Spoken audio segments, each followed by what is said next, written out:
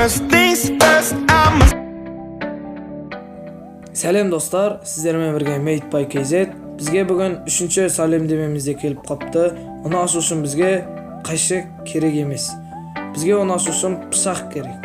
Ендеше пышақпен алып, пышақты қолға алып, асылу салтанатына кірісейік.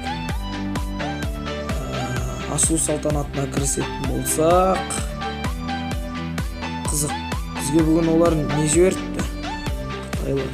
Бұл да әдеттегідей Қытай қаптамасымен қапталған.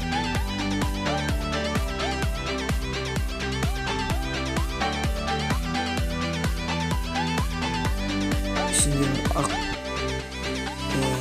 қаптама бірден көрініп байқалды. Шекуі.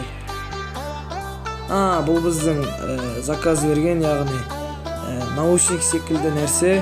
Яғни біз бұны кәдімгі телефонның наушник тығатын жеріне тығып қойып, яғни қасыңызда досыңыз болса, екеуіңіз екі наушник тығып, бір соткадан, бір телефоннан өлең тыңдауға болады.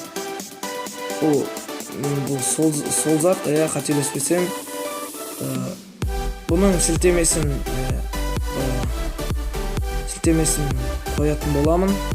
Бұл пайдалы зат. Сізбен болған Made by KZ. Көп рахмет, каналға тіркеліңіз, лайк басамыз.